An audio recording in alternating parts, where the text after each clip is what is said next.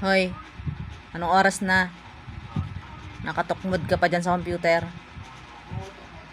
Tulog ka na, may pasok ka pa bukas. Ah! Huwag mo ko tiyatawa-tawanan dyan, ha. Okay na to. Pasok ka bukas.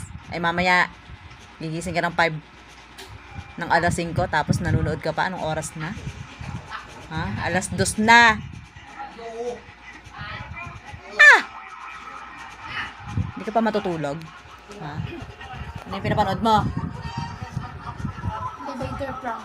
Ano ba yan? Multo sa elevator. Wala ko naman. Ano? Nag-aaral ako. Anong oras ka matutulog? Ano? 2:15. Alas 2 na. Tapos gigising ka ng alas 5. 2, 3, 4,